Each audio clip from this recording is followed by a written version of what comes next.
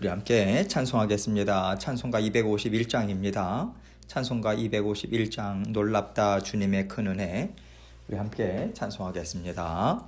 놀랍다 주님의 큰 은혜, 우리의 죄를 속하시려 갈보리 십자가 위에서 어린 양 보혈을 흘렸네. 주의 은혜 우리의 죄를 다 씻었네. 주의 은혜 우리의 죄를 다 씻었네. 죄악은 성난 파도같이 우리 영혼을 위협하나 헤아릴 수 없는 주네. 십자가에서 보이셨네. 주의 은혜 우리의 죄를 다 씻었네. 주의 은혜 우리의 죄를 다 씻었네. 죄악에 물든 영혼들을 주께서 피로 씻으시네. 지금도 흐르는 그 피에 눈보다 더 희게 씻으라. 주의 은혜 우리의 죄를 다 씻었네. 주의 은혜 우리의 죄를 다 씻었네. 비할 수 없는 그 은혜를 믿는 자에게 거저 주네. 형제여 주 앞에 나와서 더 지체 말고 곧 받으라. 주의 은혜 우리의 죄를 다 씻었네. 주의 은혜 우리의 죄를 다 씻었네. 아멘. 기도하겠습니다. 하나님 아버지 감사합니다. 우리의 흉악한 죄 주 예수 그리스도의 보혈의 피로 깨끗이 씻어주셔서 언제나 하나님의 자녀다운 삶을 살아갈 수 있도록 저희를 보살피시고 사랑해 주셔서 감사합니다. 오늘도 그 보혈의 은혜가 우리 모든 성도님들에게 힘있게 흐르고 있음을 저희가 분명하게 믿고 주님 앞에 모든 것 다 아뢰고 아버지 하나님 죄를 깨끗이 씻긴 바 되어서 아버지 하나님의 자녀로 기쁘고 즐거운 하루 하나님과 함께 동행하는 죄들 될 수 있도록 도와주옵소서. 오늘 말씀을 통해서 저희 각자에게 들려주시는 주님의 음성 듣기 원합니다. 아버지 하나님께서 우리의 마음과 생각 사로잡아 주옵소서. 모든 영광을 아버지 하나님 앞에 올려드리오며 예수님 이름으로 기도합니다. 아멘. 하나님 말씀 오바댜 1장 10절로 14절입니다. 오바댜서 1장 10절로 14절. 제가 읽습니다. 너가 너의 형제 야곱에게 행한 포악으로 말미암아 부끄러움을 당하고 영원히 멸절되리라. 너가 멀리 섰던 날 곧 이방인이 그의 재물을 빼앗아가며 외국인이 그의 성문에 들어가서 예루살렘을 얻기 위하여 제비 뽑던 날에 너도 그들 중 한 사람 같았느니라. 너가 형제의 날 곧 그 재앙의 날에 방관할 것이 아니며 유다 자손이 패망하는 날에 기뻐할 것이 아니며 그 고난의 날에 너가 입을 크게 벌릴 것이 아니며 내 백성이 환난을 당하는 날에 너가 그 성문에 들어가지 않을 것이며 환난을 당하는 날에 너가 그 고난을 방관하지 않을 것이며 환난을 당하는 날에 너가 그 재물에 손을 대지 않을 것이며 내 거리에 서서 그 도망하는 자를 막지 않을 것이며 고난의 날에 그 남은 자를 원수에게 넘기지 않을 것이니라. 아멘.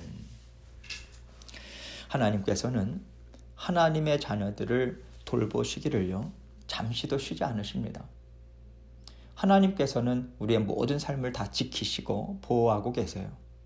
그래서 비록 어려움이 있을지라도 우리가 그 어려움 때문에 눌리고 또 심령이 삐뚤어지고 피폐해지는 것이 아니라 오히려 그 어려움을 통해서 더 깨끗해지고요, 더 단련이 되는 그런 놀라운 은혜를 베풀어 주시면서 우리를 돌보고 계세요. 그래서 우리가 당면하는 그 어려움을 어떻게 받아들여야 할까, 이것을 생각할 때 거기에는 반드시 하나님의 만지시고 도우시는 손길이 있다, 이렇게 생각해야 합니다. 하나님이 만지실 때마다 생각지 못한 아름답고 놀라운 열매가 우리에게 생긴다라고 하는 믿음을 갖고요, 어떤 일이든 우리가 하나님을 의지하는 마음으로, 그 믿음으로 받아들이고자 애써야 합니다. 그러면 우리에게요, 마음에 쓴뿌리가 생기지 않고 하나님이 주시는 은혜를 충만하게 받아들일 수 있어요. 오늘 말씀을 보면요, 에돔 족속이 이스라엘을 괴롭히고 대적하는 자리에 있다, 하나님은 분명히 말씀하고 계세요. 에돔족은요, 야곱의 형인 에서의 후예들입니다. 그런데 어떻게 이렇게까지 야곱의 자손들을 미워하게 됐을까? 이것을 생각해 보면 하나님께서 야곱을 들어 사용하셨다, 이것에 대한 원망과 분노잖아요. 이 죄된 감정이 계속해서 에서의 후손들에게 이어졌기 때문에 이들은요, 야곱의 후손들을 미워하고 괴롭히는 것이 정당하다, 이렇게 생각하고 계속해서 그 길을 추구해 왔어요. 그러다가 이들은 결국 하나님의 진노의 심판이 선포되는 자리까지 오게 됐는데요, 이것을 오늘 말씀은 잘 보여주고 있어요. 10절입니다. 너가 너의 형제 야곱에게 행한 포악으로 말미암아 부끄러움을 당하고 영원히 멸절되리라. 여기서 너가라고 하는 말은요, 에서의 후예인 에돔 족속을 가리킵니다. 너가 너의 형제인 야곱의 후손들에게 행한 포악함으로 인해서 너희는 부끄러움을 당하고 영원히 멸절을 당할 것이다. 이것이 하나님이 내리신 결론이다, 이것을 말씀하고 계세요. 그러면서 이제 11절부터요, 구체적으로 에돔의 죄가 무엇인가 하나하나 다 얘기해주고 계십니다. 너가 멀리 섰던 날 곧 이방인이 그의 재물을 빼앗아 가며 외국인이 그의 성문에 들어가서 예루살렘을 얻기 위하여 제비 뽑던 날에 너도 그들 중 한 사람 같았느니라.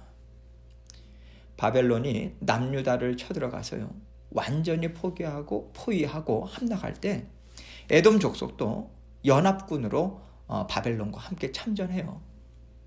그러니까 이들도요, 직접적으로 남유다를 망하게 하는 일에 가담한 거죠. 뿐만 아니라 바벨론이 예루살렘을 함락하고 그 형제인 이스라엘 백성들의 재물을 탈취해 갈 때 그들은, 에돔 족속은요, 남유다 백성들이 당하는 고통을 즐겨보았다는 거예요. 한마디로 말해서 에돔 족속은 남유다를 망하게 하는데 직접적으로도 참여하고 또 방관하고 즐기는 죄를 범했다, 이 말씀하시는 거죠.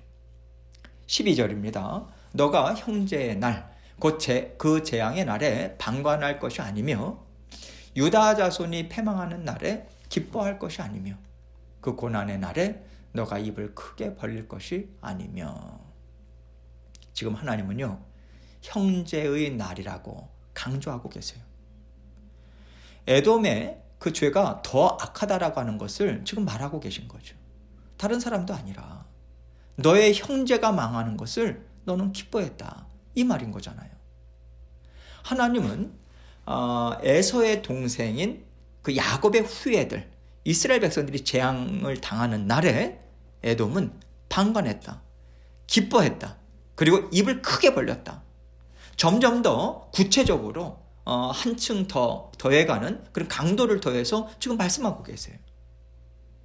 남유다 백성들을 도와주고 건져내지 않았습니다. 그러기는커녕 입을 크게 벌리면서 기뻐했대요. 이 표현은요, 잘 됐다, 아주 고소하다, 이 정도가 아닌 거예요.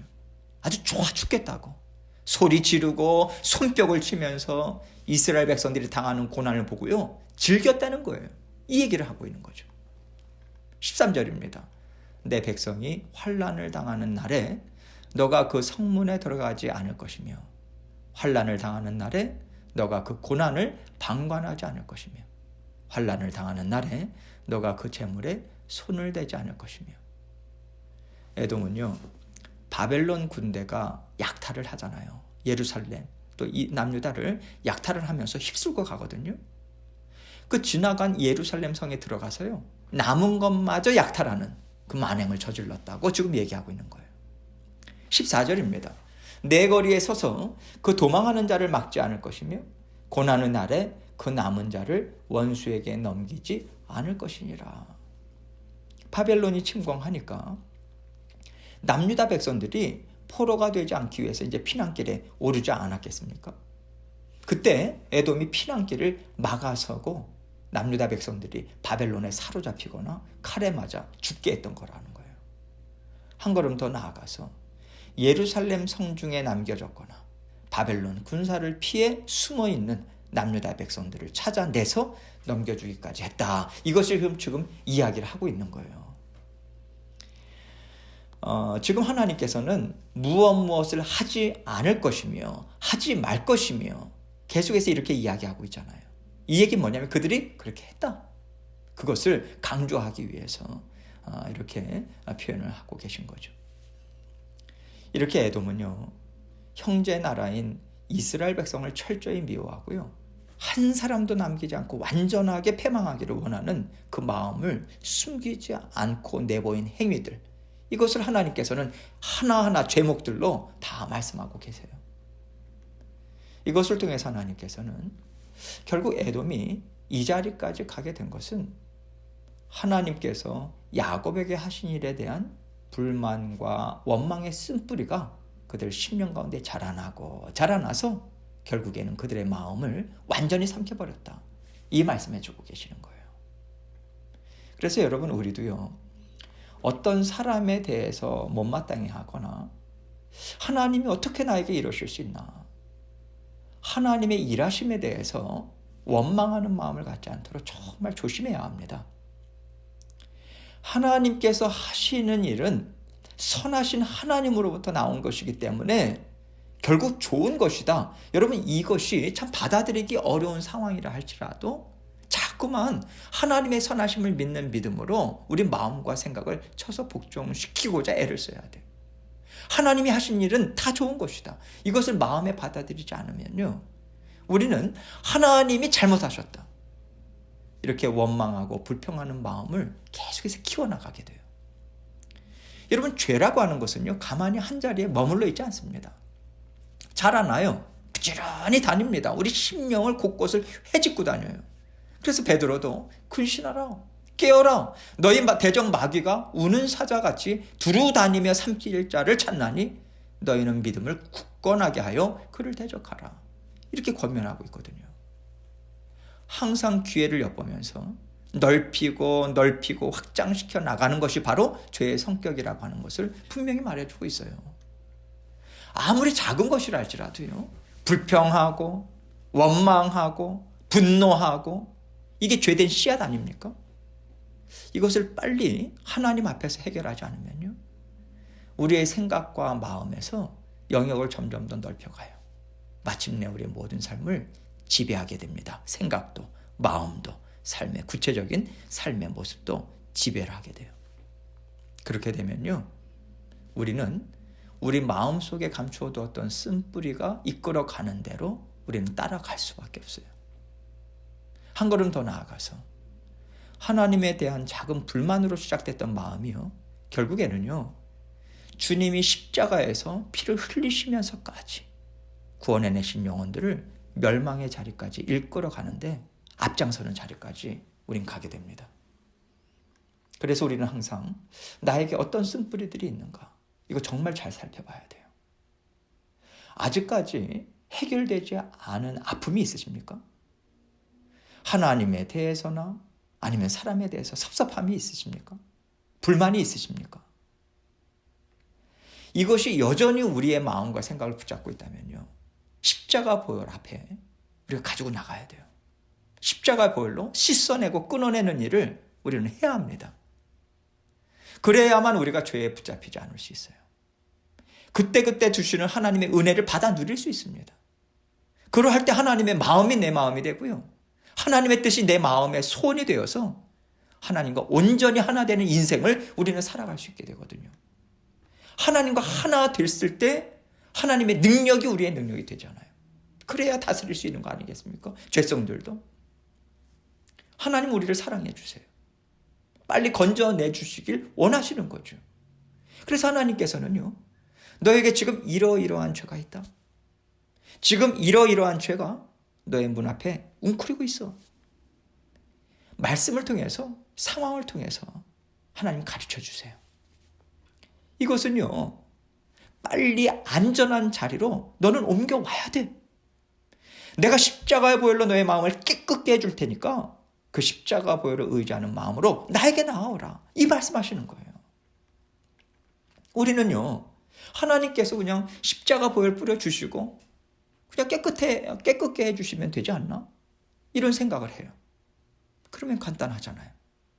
죄에 대해서 고민할 필요도 없고요, 죄에 시달릴 필요도 없고요, 하나님 앞에 부르짖을 일도 없는 거죠. 그런데 여러분, 이것은 진정한 순종도 아니고요, 진정으로 하나님을 사랑하는 마음도 아닌 거죠. 하나님을 진정으로 사랑한다면 우리에게 어떤 손해가 있을지라도, 어떤 불편함이 있더라도 이것을 감수할 만한 순종과 용기를 발휘해야 합니다. 순종하고자 용기를 내고요, 하나님 말씀에 순종하고자 우리가 애를 쓸 때 하나님께서는 우리에게 십자가 보혈의 그 은혜를 베풀어 주세요. 우리는 그 보혈의 은혜와 능력이 어떠한지를 경험을 통해서 알게 됩니다. 경험에서 알아가는 과정들을 통해서 우리는 더욱더 하나님의 은혜를 사모하게 되죠. 그 은혜가 나를 강건하게 할 수 있고 죄로부터 벗어나게 하는 것은 하나님의 은혜밖에 없다. 이거를 우리는 실질적으로 체험하게 되거든요. 그래서 더욱더 적극적으로 하나님의 은혜의 자리를 찾아 나가게 되는 거죠. 결국 하나님의 편에 선 자녀들로 우리는 자라나게 돼요. 우리가 하나님의 자녀로서요, 그 은혜와 능력을 지속적으로 받아 누리기 위해서는 하나님이 우리를 얼마나 사랑하시는가 먼저 날마다 이것을 묵상해야 합니다. 그리고 그 사랑을 우리가 정말 소중하게 여겨야 돼요. 하나님은 우리를 사랑해 주셔서 구원해 주셨고요, 지금도 날마다 동일한 사랑을 우리에게 베풀어 주고 계세요. 그렇다면 우리가 그 사랑을 어떻게 다시 한번 하나님 앞에 올려드리고 또 함께 살아가는 하나님의 자녀들에게, 나와 함께 살아가는 자녀들에게 어떻게 흘려보낼 것인가, 이것도 동시에 우리가 생각해야죠. 우리가 은혜를 누리고요, 흘려보내고 또 누리고 나누는 삶을 풍성하게 살아가기를 하나님 정말 원하세요. 그러할 때에 예수 그리스도의 제자들로, 하나님의 백성으로, 하나님의 자녀된 삶을 우리는 힘있게 살아갈 수 있는 거잖아요. 그러기 위해서는 항상 우리 마음에 있는 쓴뿌리를 찾아내고자 했어야 합니다. 그 쓴뿌리가 우리 마음에 깊게 뿌리 내리지 못하도록 날마다 예수 그리스도의 보혈의 피에 우리가 내어놓아서 깨끗게 되는, 제하는 일을 부지런히 해야 돼요.